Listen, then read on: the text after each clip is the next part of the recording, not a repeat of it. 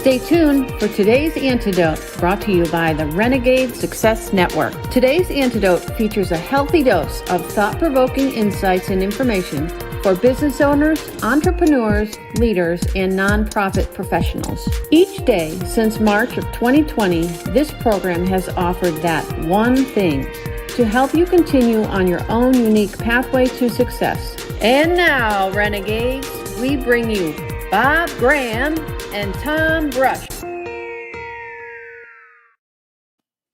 Hey, good morning, Tom. Happy Thursday to you. Wow, this week's flying by.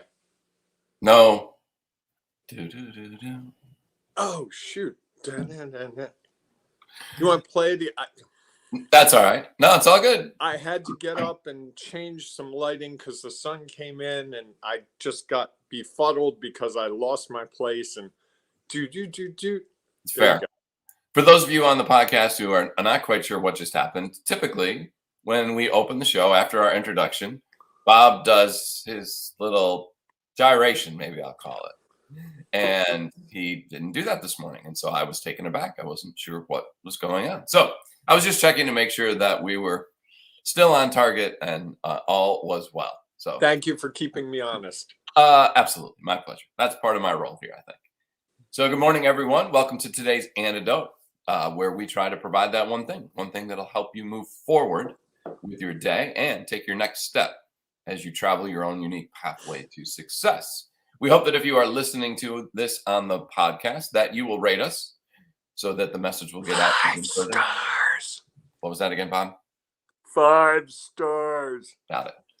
Yes. That's some subliminal sort of messaging about what we would like to do. Either way, the fact that you rate us will help us get the message out even more and find those people who think they are renegades or not quite sure, allow them to understand that we all can be renegades. It's just a matter of finding that part of us inside and then embracing it. If you are watching this on Facebook Live, or you're catching this on a replay or on YouTube or Twitter, please feel free to put a comment in if you have a thought or idea, because it enhances the show. And at the end, when we offer our one thing, please feel free to share yours, because we know that there is someone out there looking for that message to help them move forward today. So with that quick introduction, Bob, what are you celebrating today? I'm celebrating really great connections. So you connected me with a lawyer. I don't know, it's probably been 8-10 years. And that lawyer's done some work for my family and for me. And we had a difficult situation yesterday afternoon. And that lawyer did everything that you could imagine and was also an incredibly caring person about its effect. It moved from that just being a lawyer to just being a good person. And so I was thinking about this morning and realizing that had you not connected me with her, had I not gotten to know her, and I wouldn't have probably met her without you being involved, I wouldn't have gotten to this place where last night we could have a very open and frank discussion and we could express not just legal aspects, but the implications. So I can't go into all the details, but it's really great when you have someone who does a job that sometimes requires you not to be the most human, and they still find a way to be human. Yeah, nice. I like that. Very good. It's a good song. Thank you for the recommendation years ago, too. I had forgotten that was my recommendation. Sometimes you get into these relationships or connections and you kind of forget where it all started from. So how about you? So this morning I'm celebrating that we were on a podcast. We were recorded for a podcast last night. And my celebration is that, one, it's an opportunity to get our message out further. And so that other people who are trying to find that renegade within them might be able to, and it's a part of one of my goals. One of my goals has been for 2 years is how do I get the message out in a broader way? And I think putting it on other podcasts is one of them. And I thought we had just a fun discussion with these two great guys. And we will make sure to share information about when you can listen to that podcast or watch it on Facebook Live as well. Can I pull the curtain back a little bit for a moment, Tom? Sure. One of the things that happened last night while we were doing that was it occurred to me that what we've been doing now for almost a year and a half, since April of 2020, that just started on a lark, on something selfish for each of us, has really taken wings.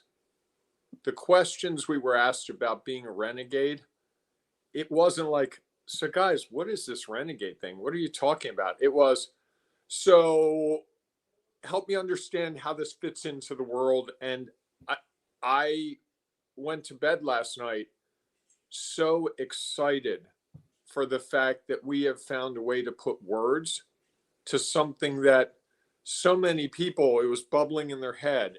And the guy said last night, I love that word renegade. It just, and they wanted us to describe it. And then when we did, they're like, yes. And they were just completely, yes, you've captured something. And to me, if you can put words around something, that makes it real and that makes it actionable. And I think over the year and a half, and it's not you and me, we're just channels. We've listened, we've learned, we've talked to so many people, but it's so exciting to me that it's resonating in all kinds of spheres. And last night was the first time it wasn't like, so are you guys crazy about this renegade thing? Or, I mean, it was normal to them. It was like, this is it. Tell us how this fits in. And I think that was a really exciting moment for me in all this. Yeah, that's why I chose to celebrate it. I figured you would, so I figured if I celebrated that, you'd have to come up with something else. So I went a different route. So what's the world celebrating today, Bob?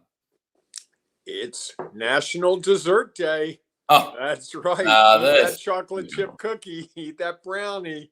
Eat that key lime pie. Eat that lemon meringue. Get crazy, people. It's the one day of the year where you are free to eat all the desserts you choose.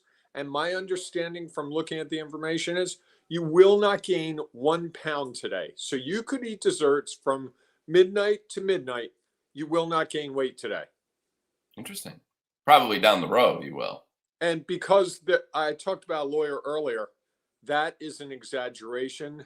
We have not proven that theory. And therefore, if you take action on that, that's all we need is a lawsuit, because someone's like, he said that I couldn't gain calories and I gained 30 pounds because I ate dessert all day. Here's the disclaimer. Bob is not a nutritional expert. All ideas are his own, and they're not a reflection of the Renegade Success Network. That's what we need to put in the beginning. You probably ought to. We need to record a new beginning with a whole bunch of funny legal disclaimers. Yes. I love that. I love Dessert Day. I think that, it's funny. We talk about celebrating all the time. And I honestly think about dessert at the end of the day as a way to celebrate a day. Is a way to say, you know what? It was a good day. And because of that, I'm going to do something for me. Because really, a dessert is about treating yourself to something that you enjoy. And even if you're someone who likes fruit and thinks fruit is a part of a dessert, that's what's real for you. That's okay. The rest of us will have chocolate cake, double chocolate cake, and anything with as much sugar as it can possibly have in it. And I think it's just a great opportunity to think of it as a celebration. A lot of times people have desserts after something that's happened. You go out. An anniversary little kids dinner. After a game will go out and get ice cream. Or an anniversary dinner, and you split a dessert. Absolutely. And you get the special dessert with the fire and the this and that and all the. Is it flambe? Yeah, that's great for some. Wait, are you going to tell me that fire should never touch food either? No, I just am a fairly simple dessert person. Put chocolate in it. It's probably good to go, mostly. So, and haven't you ever had dessert at lunch after you've had a hard morning? Have I ever had dessert at other times during the day? Let me think. Yes. Yeah, and I like the idea of rewarding yourself with something because you did something that was a challenge to you in some way. And that's what we've really been advocating that across the board. And the other thing is you did it, as you were pointing out to the podcast folks last night, you did it and the results don't matter. We Right. gave the example last night that you made a sales call, but it went horribly wrong. You still made the call. You still learned from it, and therefore it's cause for celebration. So when here's a comment, someone else is thinking along our line that say, did someone say dessert? Yes, multiple times. It is National Dessert Day. Go indulge. That's it. So, Tom, shall we spin this around and focus on our topic for a little bit? Sure, why not? All right. You want to take us there? Sure. Our topic today is we've been talking all week about doubt. We talked a little bit about doubt in ourselves, doubt in others, doubt in our mission yesterday, which I thought was a great conversation. So if you missed that, I would go back and really listen to that episode and really think about, do you have a mission? What is your mission? And are you driving towards something, or are you just out there just working, which is okay. And I think that if you have the opportunity to create a mission, that it might change the way you look at your work and the things you're trying to accomplish. So today we're going to talk about, I think one of those things that tends to come up sometimes is when others doubt us and start to wonder. And so we are starting to feel like it probably causes self-doubt, but I think it also is something that we need to consider of what can we do to change that? Because it's not just within us, it's someone else who is starting to have doubts with us. Do you have thoughts about that, Bob? I do. I have a client who's been a client for 8, 9, 10 years. Really great client, great enough that he allows me to have an office in his building. And he's been incredibly supportive of me. And in the last couple months, we've had a project that didn't go as planned. It's been delayed. It's a technology thing. There were some logistics issues. There were some technology issues. There were some staffing issues. And a couple weeks ago, he said to me, I have no confidence in you anymore. And I really struggled with that. And that was his doubt. Sure. I had been able to do everything he had asked me to do. I told him I could do this.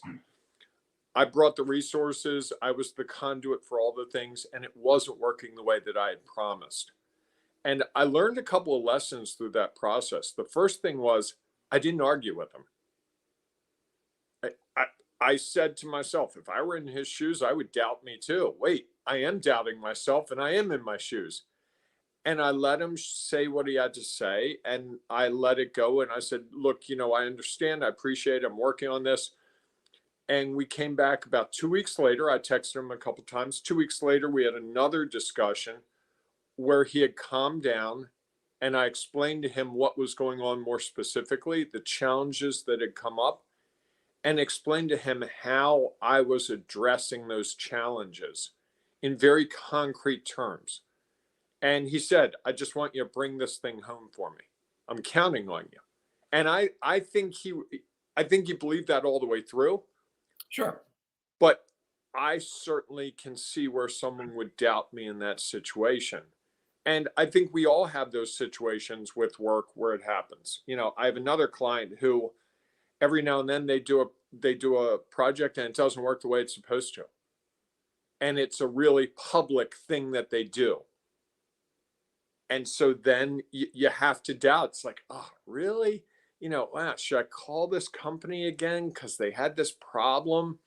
And sometimes I will tell you, Tom, that when others doubt us and we recover from it, I think it strengthens relationship. Sure. Well, and I think that's the part that we don't think about in that moment. We're so worried about, oh, this person has no confidence in me. They don't think I can do my job. They're going to fire me. And I went through all those thoughts. But then it's like, okay, what can I do about this situation? The only thing I can do is do what I said I was going to do, whatever that takes. And then come what may. I can't control another person's feelings. I can't control if they have doubt. I did have a moment in my head where I said, at least he's sharing it with me. That's a good sign. Yeah. Because I think people have doubts in us sometimes and they don't share. What are your thoughts? Well, I think that, there is definitely communication is a big part of it, because sometimes we think others are doubting us and they really aren't, or it's just a momentary emotional response that isn't a long-term belief. because I think what happens and what the challenge is it takes a long time to build up that confidence and that assurance that we are going to do what we promised with someone else. And yet, doubt can slip in very easily with one, which is an interesting thing to me, with one action or inaction. Doubt can start to creep in with others. And I think sometimes that's the things we can't control, right? We have done everything we could possibly do to create confidence with someone over a long time. And at some point, something happens that changes that. And I think obviously it's because it's in the moment. And I think oftentimes that person is looking at immediate results, not necessarily long-term results. And they are making a judgment based on one interaction. And so again, there's nothing we can do to control that outside of exactly what you said. Go back and try to let them listen to what they have to say, understand where they are at, and then do the best we can to address the challenge that they saw. And, if we are able to do it well, I think they will see it as just an aberration and move forward. And as you said, I think move forward stronger. That we all go through those peaks and valleys of where we are doing work really well and maybe not as well as we had hoped. And I think for us, it's what do we learn from each of those situations? And I think sometimes the longer we're with people, there are more opportunities that can create doubt, which is an odd way to think about it, even though they may not be one big thing, but it becomes cumulative, where there are different things where they look at, I think in one of the situations I was in, I'm a question asker. And I think sometimes that's great and people love it because it changes a perspective. And sometimes maybe it gets old with people and they just want someone who just wants to go along. This is new. Well, I No, think I agree. We're all different, right? And so that as what is real for everyone changes, the initial person who asked all the questions was really helpful. And then at some point, maybe you start to see them as someone who is just challenging everything. Right. Because your perspective has changed. And so now, based on their perspective, which I can't necessarily control, it has an impact on their confidence in what I do or how I am a part of the organization. And I think the challenge with that is the more you are someplace, the more there's more volume of actions to review. And in all of those, because we are not perfect, we are going to do things that others would look at and say, I might have done that differently. And so that's, I think, one of the ways that doubt starts to creep in. And as long as we are doing the best we can with the resources we have, I think we sometimes have to understand that that's going to happen. And that others are going to doubt us. It happens in weird situations. Last night, you and I were having a discussion about some personal stuff of mine pretty late in the evening. And at one point I said to you, Tom, you've been a really good friend. I don't feel like I'm the same level of friend to you. I had complete self-doubt. I felt like it was all about me, all about me, all about me. And you immediately said, no, I don't see it that way at all. And I was really doubting that I was being a good friend because I felt like I was dumping on you and I was asking more from you than I deserved to get in return. And I had a self-doubt. I mean, I remember thinking clearly in my head, it's like, this is such an unbalanced relationship. And you immediately said, no, I don't see it that way at all. So I think self-doubt creeps in for a variety of reasons. I think it's a default for a lot of us that, if you have doubt, if others have doubt in you, it kind of gets you off the hook. You're not responsible because every time, and even in the situation I described earlier with my client, I had doubt before he had doubt. It was not going well, and there was not a lot I could do about it. I was doing everything I could, and I kept saying to myself, this is just not working. I don't know if this is ever going to get fixed. I think without saying that to him, I was communicating that with my interactions with him. They just weren't the level of confidence. So I think when others have self-doubt or doubt in us, I think it's caused by something we do or don't do that gets them to go, something's off with Bob. He's usually texting me every couple days with updates, and I haven't heard from him in a week and a half. That might be an issue. And Might be something going on there. We do that, and that wasn't exactly what happened, but something similar, because there wasn't much for me to say. And I felt like every time I said something, it just made it worse. Sure. So I think my withdrawing, which was for me, communicate to him, hey, whoa, something's up here. Now he's not giving me the information. So I would challenge people, and maybe this is my one thing. If someone has doubt in you, what did or didn't you do that may have caused it? Because I think when you can understand that, you can understand a lot about where they're coming from. If you have a meeting with someone every week on Tuesday afternoon, and then you're doing a project, it's not going well, and you go, oh, I can't meet with you this Tuesday. I can't meet with you next Tuesday. Oh, I have a doctor's appointment third Tuesday.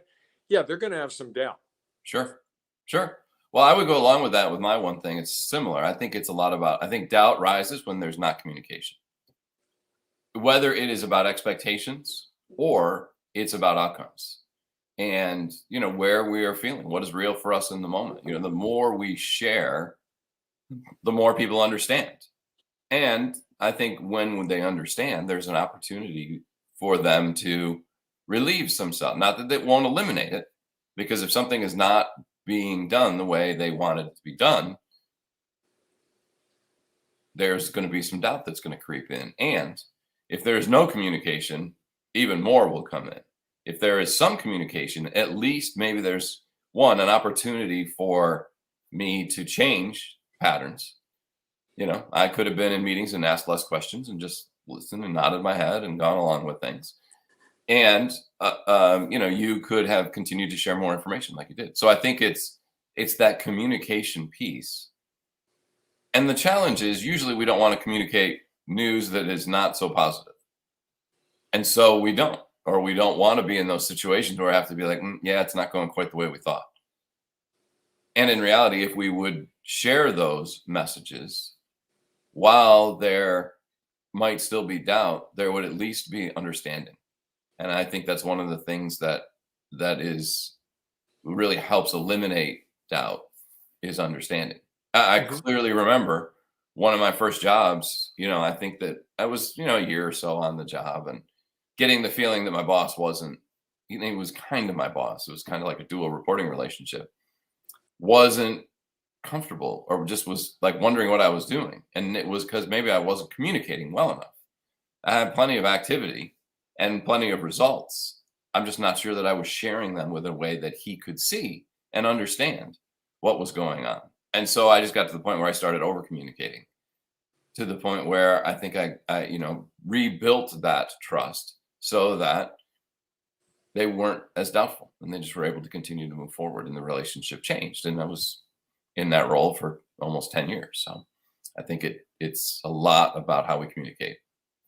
I think I would just add, Tom, when I was doing website work and marketing work years ago with my first company, there were times where we would talk to a client, we were going to build the website, and we create the content, we get the graphics and all that. And there'd be like a 3 to 6 week period where we would just go dark, and they had no idea what we were doing.